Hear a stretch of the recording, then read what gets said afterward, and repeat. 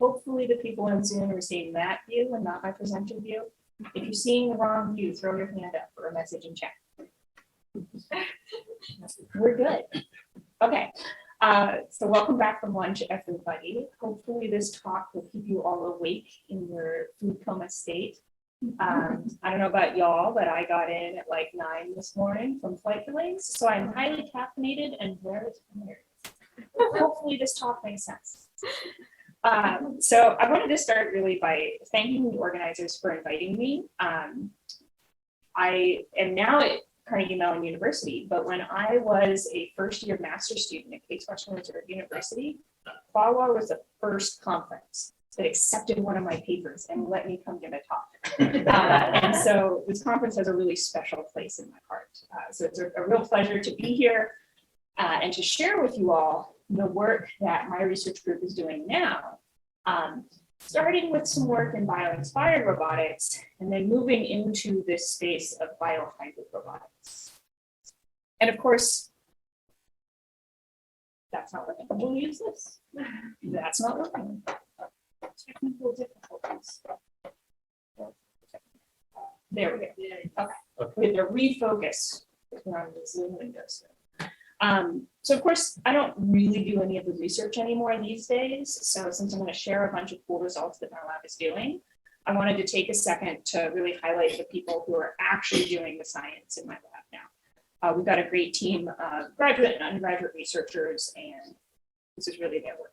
I just get to stand here and take credit for it.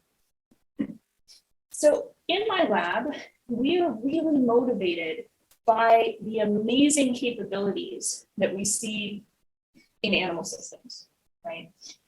Animals are capable of tremendous feats of agility, strength, ingenuity, creativity, and learning.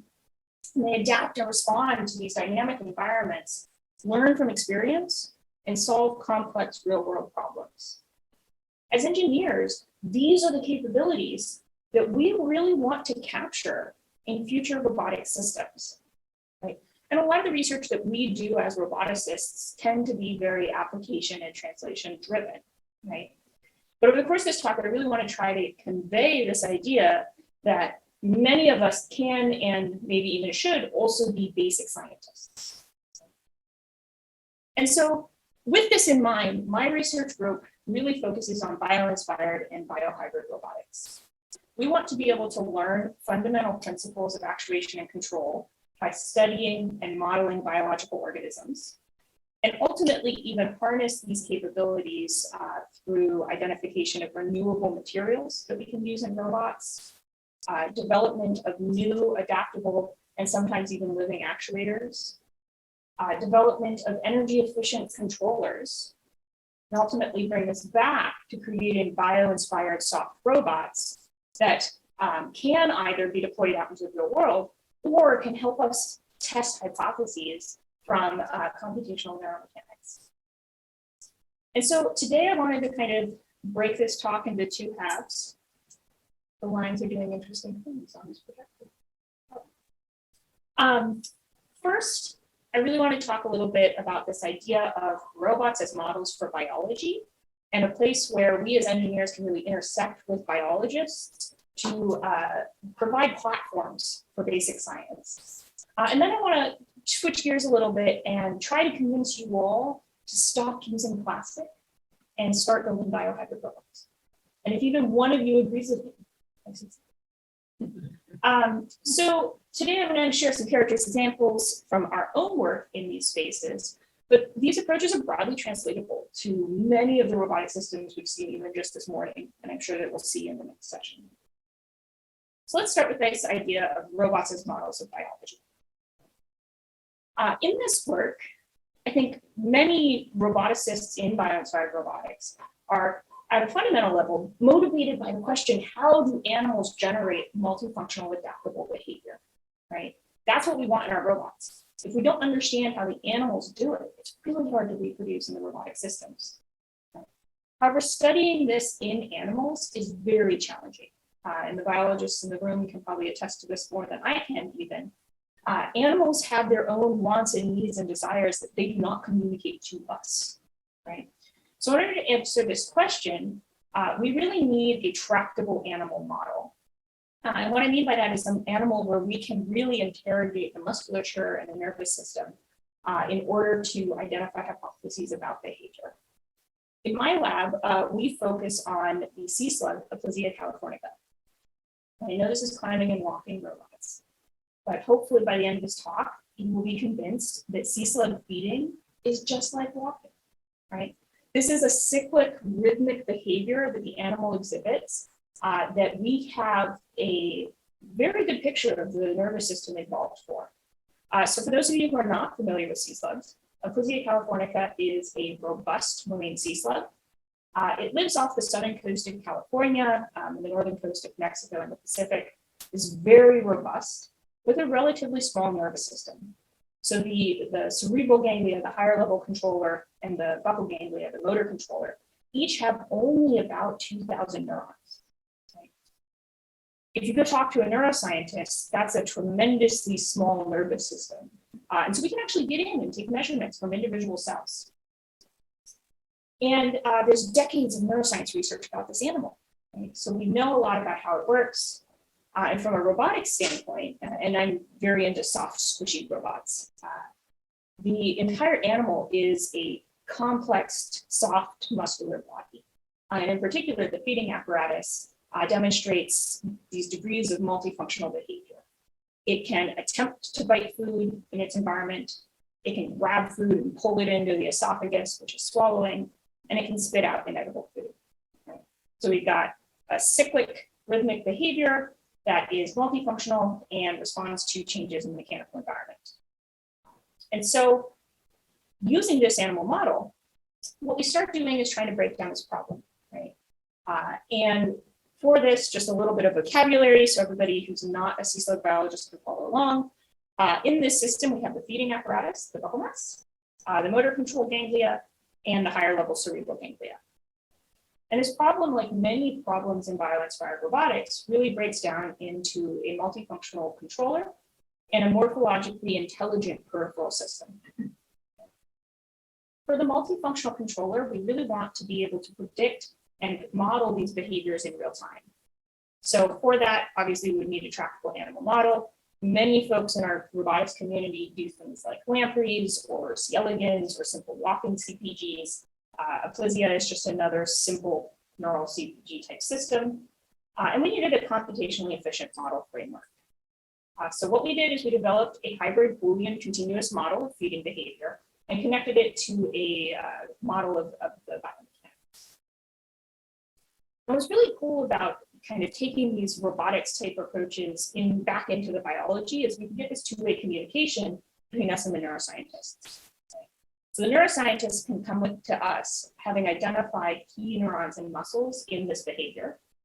For example, in feeding, we know that there are distinct neurons that activate during pinching, as this grasper protracts forward, as the grasper closes on seaweed, and as the grasper pulls seaweed back into the mouth.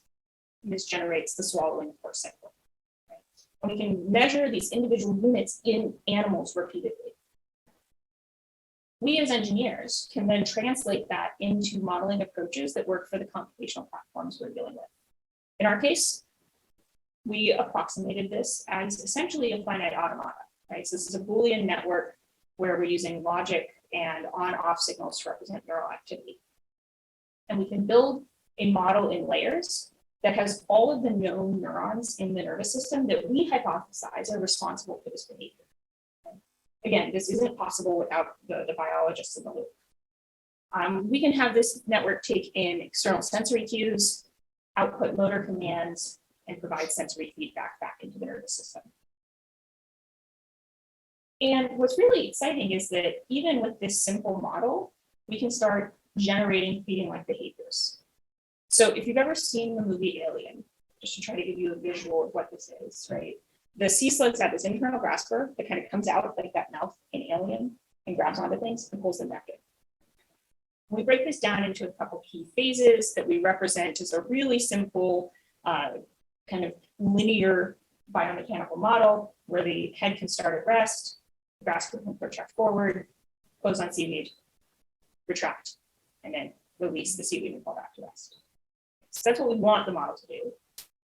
And conveniently, just by modeling the connectivity and the parameters of the muscles that we know from the biology, the model is able to reproduce this behavior, right? It is baked into the structure of the nervous system and the structure of the musculature that you get these rhythmic, cyclic, world interacting behaviors. In our case, feeding, in many cases, walking. Right? So we can get a biting, where the grasper moves back and forward in response to external sensory cues.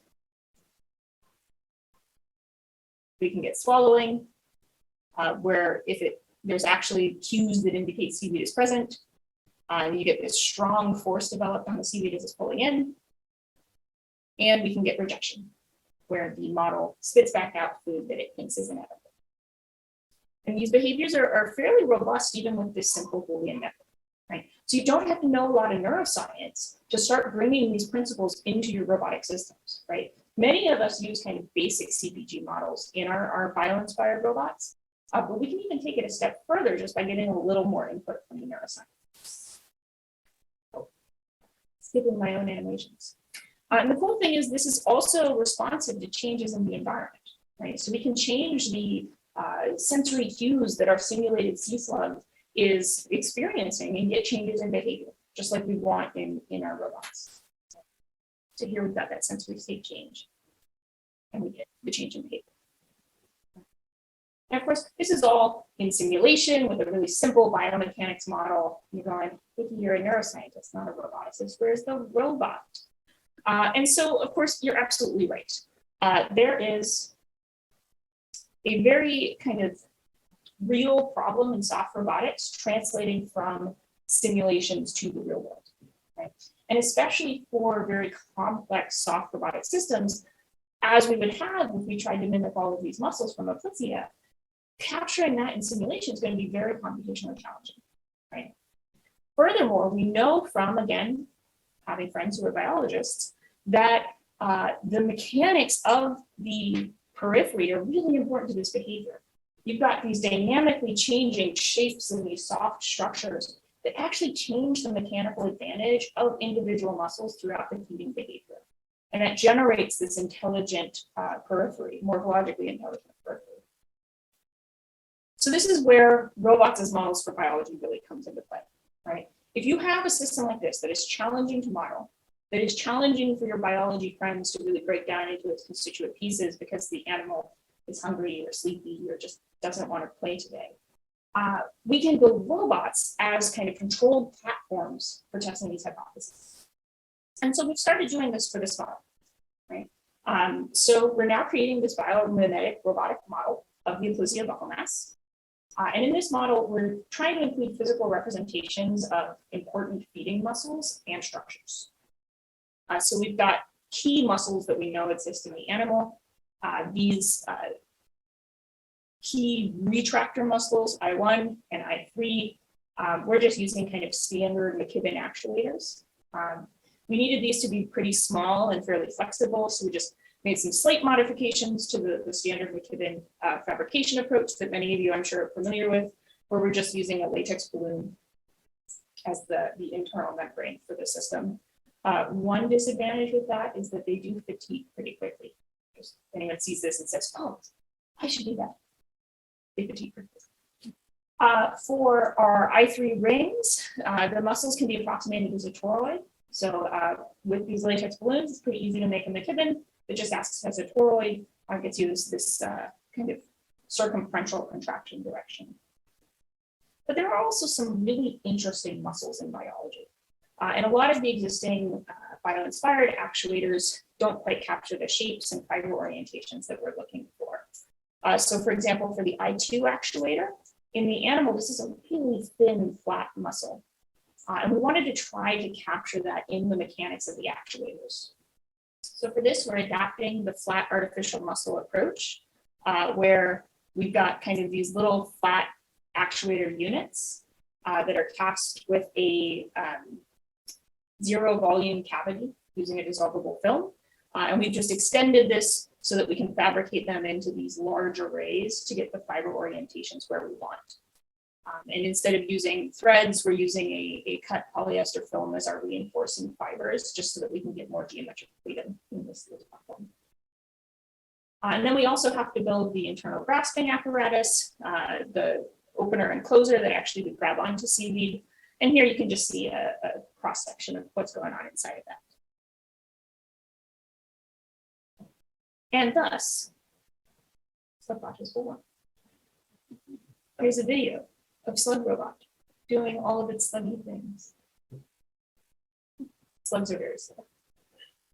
So actually, this was really exciting because when we compared this to the kinematics from the actual animal, so here we're seeing odontophore translation and rotation, which are some of the key metrics of swallowing. We actually get a pretty good fit to what the animal was doing. And this can also give us insight into which muscles are not yet capturing the right mechanics of the system, right? And so our understanding of how we thought those muscles were working in the system when we first built it was wrong. And now we can go back and revise those muscles and keep refining our model until we have a really accurate model of the system. But there are some limitations with this type of bioinspired robotics. And this is a really long way of saying, this was my intro to convince you that we should go biohybrid. So we're using synthetic actuators, right? And as much as we try, these synthetic actuators do not mimic the properties of biological muscle, right? They lack adaptability in response to training, right? You and I can get stronger by going to the gym. These robots cannot. They cannot self-heal, and they're non-renewable and often use non-biocompatible components. We also have some limitations in our controller, right? Our neuron dynamics do not really match biological neurons. Sometimes my neuroscience friends like to tell me that each neuron is a little computer, right? And so by really simplifying them, maybe we're missing something. And it cannot learn, right? These are all things that we want in our animal systems. Which really brings me to kind of the second half of my talk, which is this idea of biohybrid robotics. And this is where my lab is really pushing forward. This is our primary research thrust. And we're really interested in biology as materials for robots. But why do we need this? The last few decades have really seen a tremendous growth in robotics and AI, right? Robots are becoming ubiquitous in industry, in our daily life. Many of us have robot vacuums, robot cars, what have you. And they're being developed for a broad range of target applications in real world environments, right? With a lot of research focusing on aquatic robots, agricultural robots, robots for personal use, and even space. The spread of robotics is perhaps most clearly seen in looking at industry adoption right now, where robotic adoption has seen rapid growth. But I want us just to take a moment to think about what materials are we putting in our robots that we are deploying in the world around us. And of course, we're all familiar with robots here. A robot likely has a chassis, actuators, sensors, some electronics for its control system. These may be made of metals and plastics, rubbers. Actuators often include magnets or ceramics or other elastomers. And of course, sensors and electronics require many different types of metals and materials: copper, lithium, cadmium, silicon, and even some rather dangerous heavy metals can be found in higher than regulation values in consumer electronics in much of the world, such as lead and chromium. And many of these materials that we use in robots are non-renewable. Right? Many of the minerals that we are using face production peaks within the current century, including copper in 2072, lithium in 2037, platinum in 2075. Right? And these may seem far off, but as you've seen from the intro to my slides, right, I think of myself as a basic scientist, right? What I am doing will have effect in 20 years. So these longer trajectories become really important. These materials are also difficult to recycle, and we're seeing increasing demand, even as the grades of ores that we can actually extract from the environment are decreasing.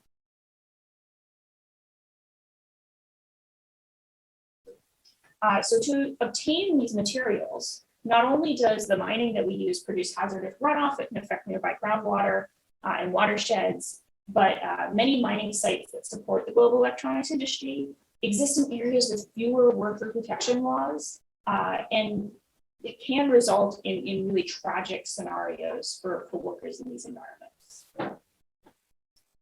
And some mineral reserves are concentrated in relatively few regions. For example, 70% of the world's lithium is localized in the 10 largest deposits, with the overwhelming share located in Chile and China. And 98% of the current rare earth element supply is located in China. What this means is that local disasters and tragedies can have tremendous effect on global supply, right? Which many of us have experienced firsthand recently with the COVID-19. And the unfortunate reality is that these natural disasters and supply chain interruptions are likely to increase over the coming century. I know this is all a bit doom and gloom. But we really need to be thinking about this as the people pushing forward robotics, right? We need to think about the cradle to grave management of our systems. Right? So after deployment, what happens to the robots? Well, many of us have known through painful personal experience that no plan survives first contact with the enemy, as the saying goes, which in this case was flat ground or slightly bumpy ground. It's not uncommon for robots to be damaged during deployment. I even recently at ICRA this year learned that many deep sea aquatic robots are sometimes deliberately designed to leak small amounts of oil as they submerge to protect the electronics, right? Which is quite concerning to me as someone who loves sea slugs.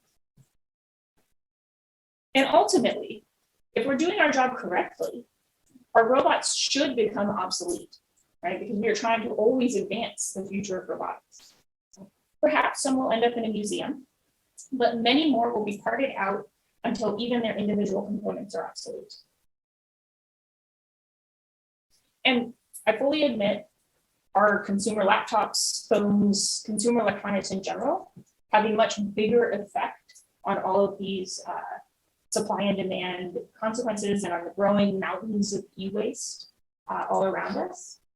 But since our job is to consider the future of robotics, I think we need to really think about what can we as robotics researchers do to create a renewable and sustainable engineering future. Unlike robots, biological systems are composed of dynamic responsive materials, right? Tissue growth is guided by biodegradable proteins that kind of align the tissues and the body can remodel over time. The muscles that allow us to move are adaptable and self-healing. And biological brains can even be thought of as a dynamic responsive material that are capable of complex computations and learning. And we really need these types of active adaptable robotic materials for applications, especially in biointerfacing, right, where we need the robots to safely interact with us, as well as for environmental deployment, where we often want to be deploying robots for things like environmental monitoring in sensitive ecosystems, where we don't want our aquatic robot leaking oil on the coral reef.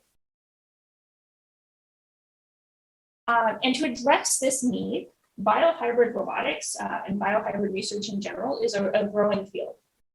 Even in the last decade, we've seen tremendous growth in the number of publications per year related to biohybrid robots, biohybrid materials, and biohybrid design.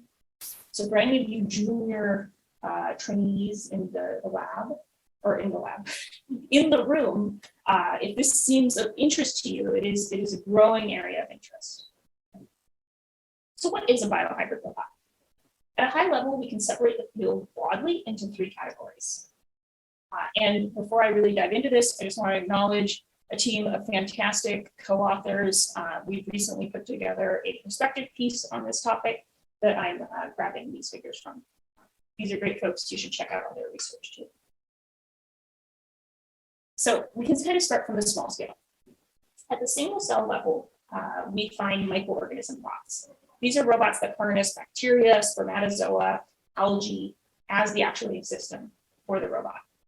They can be used for applications in drug delivery or things like in vitro fertilization. Moving up the size scale, we get to tissue engineered robots.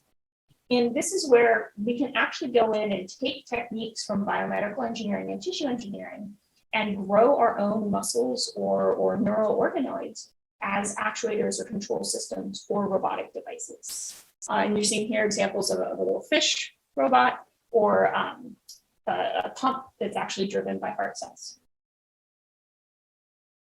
And this can be extended both to cardiac muscle sources as well as skeletal muscle sources. And we can start to kind of exist in this intersection of biology, compliant mechanisms, and robotics, where we're leveraging how the biology responds to its environment to allow our robots to self-assemble.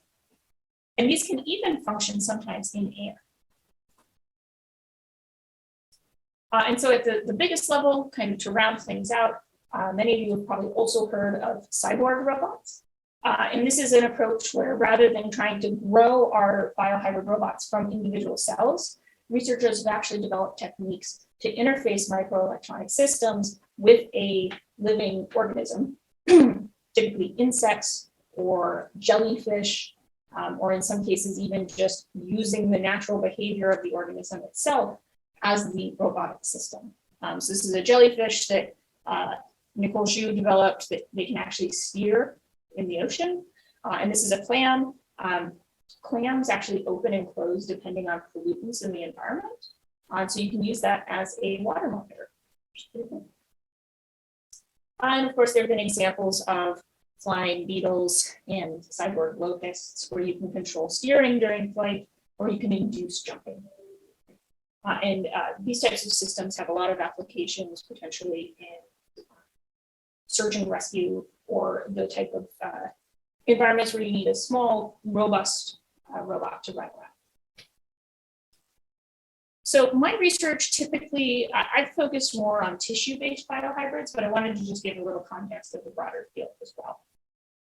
But where can we get materials for these robots from? A lot of work in the field has focused on controllers and actuators without regard to the structure of the robot itself. And so has still to this point been using elastomers and plastics and things we don't want in the systems. But we can consider alternative sources for materials for our robots. And this is where I think there's a lot of intersection potentially with the more traditional robotics fields as well, because many of these renewable materials could in the future have analogs for the types of materials y'all are already using in your robots. Right? For example, there's a number of approaches now to create plant-derived plastics or to isolate protein-based materials from animals. Right? Animals have materials that mimic many of the material properties we want in our systems, from the very soft, such as gelatin, which is like Jello, to the flexible and robust, like silk, to hard and rigid, like chitin or keratin in exoskeletons and horns. Right? And these are all built around proteins that we can actually isolate in many cases from tissues and then reform into our robots. So in order to really use these in robots, we need to be able to have consistent fabrication, well understood mechanical properties, and integration into manufacturing systems, right? Otherwise, I'm not gonna convince any of y'all to use this. So let's focus in on collagen as a case study. Right? So this is a material that we work with a lot to build robots. And as a little biomaterials background, you can actually create really robust structural materials. I say really robust in the soft robotics context, out of collagen via a process called electrocompaction. To do this, we apply a current across a collagen solution. The collagen molecules become charged and compact and align along the isoelectric point. And you get these really robust threads and sheets. You can actually get mechanical properties up to that of about 10 bin with this approach. So this gives us a consistent fabrication method, fairly consistent. Still using the grad student with tweezers approach, so some variation batch to batch is to be expected. But more interestingly, we can use this as a structure for biohybrid robots with living adaptable muscle actuators. Collagen is the extracellular matrix protein that is most prevalent in your body. And so it helps provide the structure to our tendons, to our muscles. And we can use this compaction approach to fabricate robot bodies kind of en masse and then seed them with muscle cells. And the muscle cells love to attach to collagen. So they can attach on the collagen, they self-assemble, they form myotubes, and we can control how aligned the muscle is, which controls how much force it can provide based on the alignment of that collagen. So it's a really tunable process. And using that, we can build robots. It's moving. That's why the little line is there. You may notice the date down here at the bottom, 2016. This was the very first collagen-based robot that we built, right? And so we were able to get muscle to contract and move the robot, but there was a lot of work that we still needed to do. In particular, we saw limited deflection of the legs and low muscle force. And so then this starts becoming an even more interdisciplinary problem, where now we need material scientists, right? We need to understand how we can really tune the mechanical properties of these bio-sourced materials in order to actually have an engineering science of how to use them in our robots. So my PhD student, Wenhan Sun, and former master student, Jason Polovich, who's now off getting his own PhD, really looked at these questions and found that there were a lot of knobs we could tune, right? We could tune the fabrication parameters, the voltage, the collagen concentration, and they wanted to know, what does that mean for the mechanical properties? Well, the good news is that we really have a lot of control over the properties of these materials, right? Which gives us hope that these can be engineering materials in the toolkit for roboticists. For the full study results, if you're interested, papers there. But just as a little bit of a summary, we found that ELAC fibers made with a longer IF duration showed significantly higher tensile strength, failure strain, and a larger cross-sectional area.